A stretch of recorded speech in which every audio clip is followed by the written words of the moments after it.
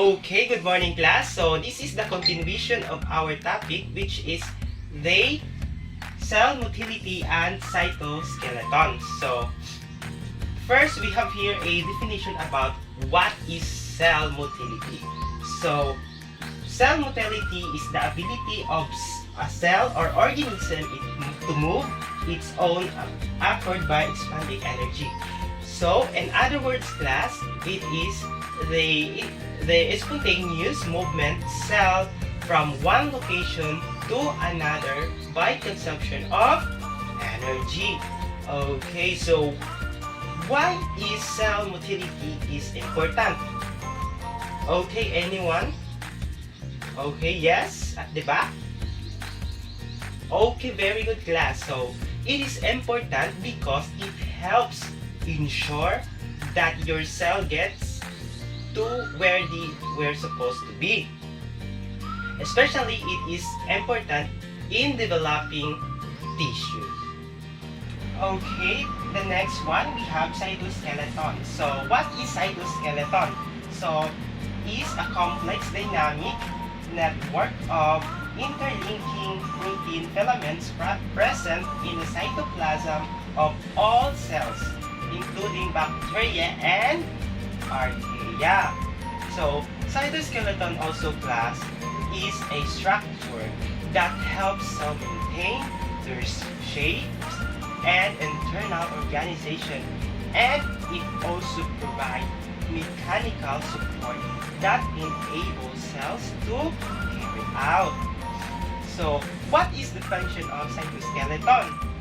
So, it provides mechanical support that enable cells to carry out essential functions like division and movement. There is no single cytoskeletal components. Okay class, so I have here the structure of cytoskeleton. So I will show to you. Okay, this is the structure of cytoskeleton. So we have here the cytoplasm, nucleus, and the microfilaments here, and cell membrane in the upper part, and intermediate filaments, and microtubule. So now, let's talk about how do sperm cells and egg cells meet. Okay, so I have here class a picture of sperm cell. So meet sperm cell. The entire life of a sperm cell is all about movement towards the egg cells for the piece of fertilization. So in the setting class, egg cells and sperm cell travel in opposite direction to meet in the fallopian tubes. During ovulation class, ovaries release an egg into one of the fallopian tubes, and the egg proceeds down the tube towards the uterus, which is being prepared for opposite implantation. So how does sperm cell move around? It's because of a proselyum, a tail that whips around the profile the sperm cell along. So when we talk about proselyum class, it is a last-like appendage that produced from the cell body of certain cell. So how do cells move?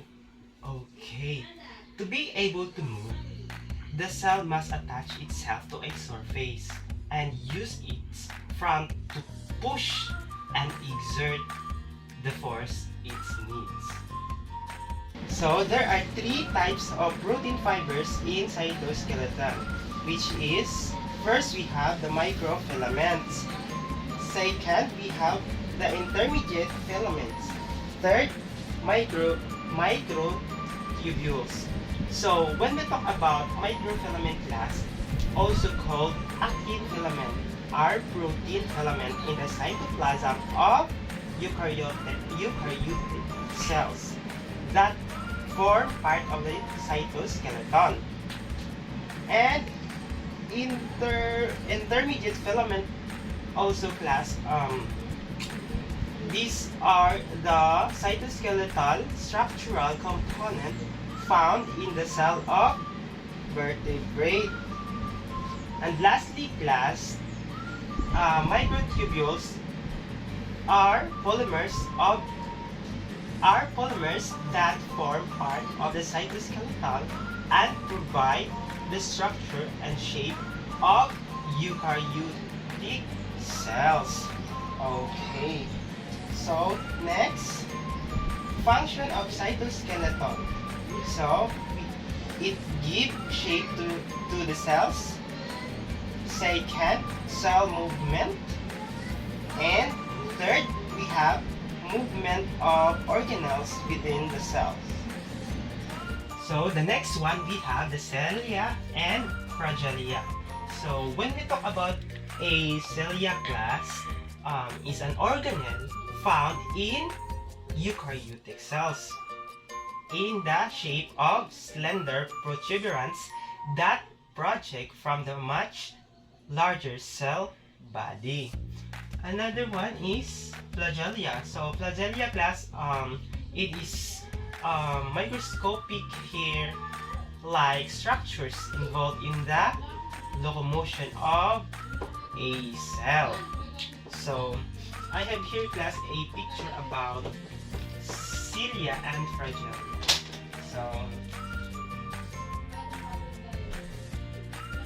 So this is the picture of Cilia.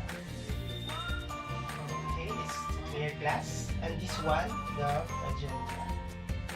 So the difference between Cilia class and Fragilia, which is cilia is small hair-like structures that project out of the cell, while Fragilia whipped-like structures and also motor proteins and move like a propeller driving the cell forward. Lastly, move back and forth in rowing-like motion in cilia. Fragilia away from or toward stimuli. So today, we will having our activity based on our discussion. Okay? So I will group you class into two groups. So this is an alpha group and Bravo group. So the group that has the highest point will have an additional 5 points bonus for our quiz. So let's start. Okay, question number 1. How does sperm cell move around? Okay, anyone from the group? Yes, alpha group. Okay. Yes, very good. So, it moves because of flagellum that acts a propeller to move it forward. Okay, so I will give you 1 point. Number 2, how do cells move? Okay, anyone from the group? Okay, alpha again. Yes. Okay, very good. Very good answer. So, the cells move by the help of cytoskeleton that maintain the shape of the cell and organize the organelles within the cell. Okay, another 1 point. Number 3, provide one of the 3 types of protein fibers of the cytoskeleton. Okay, anyone from the group? Okay, yes, Bravo group. Answer, what are the 3 types of protein fibers of the cytoskeleton? Okay, very good. We have the microfilaments, intermediate filaments, and microtubules. Okay, 1 point.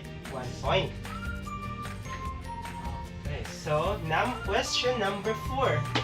Provide one difference between Cilia and Fragilia. So, okay, alpha. Yes. Very good. So, the way they move is different because the cilia is moving coordinated while the Fragilia is moving independently. So, alpha group, you have 1 point again. So, you have 3 points and 1 point. 3 points and 1 point. So, I will give 5 bonus for the highest score alpha. So, I will keep 5, 8. Oh, so that's all for this morning class. I hope you learned our topic. Then next meeting we will talk about the cell membrane. So be prepared and prepare also your color materials because we will having some poster making or other etc. So good luck and goodbye.